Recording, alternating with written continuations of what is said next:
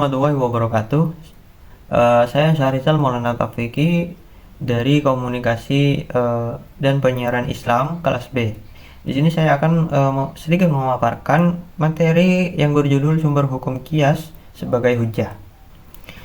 Qiyas adalah salah satu metode ijtihad dalam hukum Islam yang digunakan untuk menetapkan hukum suatu masalah yang tidak disebutkan secara eksplisit dalam Al-Quran, As-Sunnah maupun Ijma'.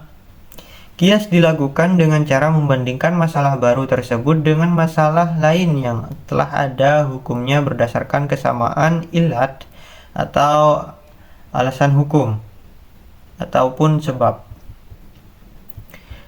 Qiyas secara bahasa berarti mengukur atau membandingkan. Sedangkan secara istilah, qiyas adalah menetapkan hukum suatu masalah baru yang tidak disebutkan dalam nas atau teks Al-Quran dan As-Sunnah dengan cara membandingkannya dengan masalah lain yang telah ada hukumnya berdasarkan kesamaan nilai antara keduanya.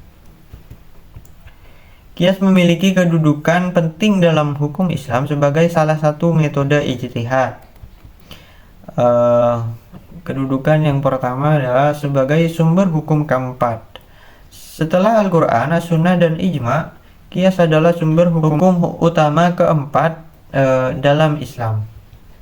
Yang kedua sebagai metode ijtihad. Qiyas merupakan metode ijtihad yang digunakan oleh para ulama untuk menemukan hukum masalah-masalah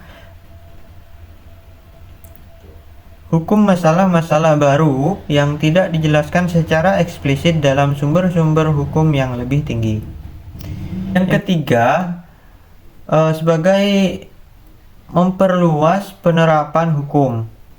Qiyas memungkinkan penerapan hukum Islam yang fleksibel dan relevan dengan berbagai kondisi dan perkembangan zaman. Sedangkan kedudukannya sebagai hujjah, qiyas memiliki beberapa fungsi utama. Yang pertama, menemukan hukum baru. Qiyas digunakan untuk menetapkan hukum baru yang tidak disebutkan secara eksplisit dalam Al-Quran, As-Sunnah maupun Ijma'. Yang kedua, menjaga keseimbangan hukum Islam. Qiyas menjaga kesinambungan penerapan hukum Islam dari masa ke masa dengan mengadaptasi prinsip-prinsip hukum yang ada untuk masalah-masalah baru. Yang ketiga, memberikan kepastian hukum. Qiyas memberikan kepastian hukum dengan menggunakan metode analogi yang logis dan berlandaskan pada prinsip-prinsip syariah. Untuk dianggap sah dan valid, qiyas harus memenuhi beberapa syarat, antara lain yang pertama asal, yaitu masalah yang sudah ada hukumnya berdasarkan nas atau Al-Quran dan As-Sunnah ataupun Ijma'. Yang kedua masalah baru, yaitu masalah yang belum ada hukumnya dalam nas atau Ijma'. Yang ketiga ilat, yaitu kesamaan sebab atau alasan hukum antara masalah asal dan masalah baru.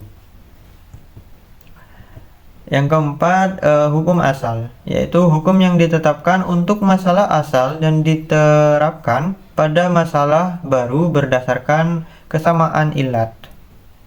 Adapun proses qiyas melibatkan beberapa langkah, antara lain yang pertama identifikasi masalah asal, yaitu menentukan masalah asal yang hukumnya telah ditetapkan dalam nas atau ijma'. Yang kedua, identifikasi masalah baru, yaitu menentukan masalah baru yang belum ada hukumnya. Yang ketiga, menentukan ilat, yaitu mengidentifikasi ilat atau sebab hukum yang sama antara masalah asal dan masalah baru.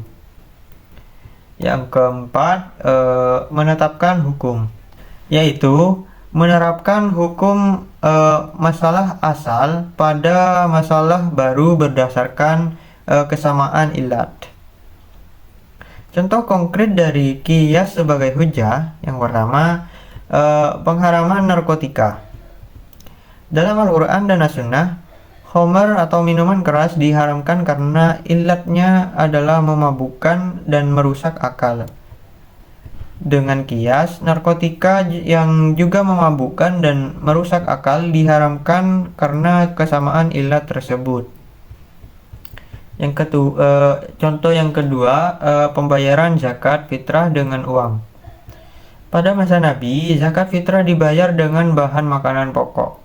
Dengan kias, di masa kini zakat fitrah dapat dibayar dengan uang karena ilatnya adalah memberikan kemudahan dan manfaat bagi penerima zakat. Kias berkaitan erat dengan sumber-sumber hukum lainnya dalam Islam, seperti yang pertama Al-Quran dan As-Sunnah. Kias didasarkan pada prinsip-prinsip hukum yang terdapat dalam Al-Quran dan As-Sunnah. Yang kedua, ijma. Jika tidak ditemukan hukum dalam Al-Quran, As-Sunnah maupun ijma, maka digunakan kias untuk menetapkan hukum. Yang ketiga, metode ijtihad lainnya. Kias digunakan bersama metode ijtihad lainnya seperti istihsan atau preferensi hukum dan maslahah mursalah atau kemaslahatan umum. Jadi dapat disimpulkan bahwa kias sebagai sumber hukum dan hujjah memiliki peran yang penting dalam memperluas penerapan hukum Islam, menjaga kesinambungan dan memberikan solusi bagi masalah-masalah baru. Melalui kias, prinsip-prinsip syariah dapat diaplikasikan secara relevan dan adaptif sesuai dengan perkembangan zaman dan kondisi masyarakat. Mungkin cukup sekian yang dapat saya sampaikan. Kurang lebihnya mohon maaf. Wassalamualaikum warahmatullahi wabarakatuh.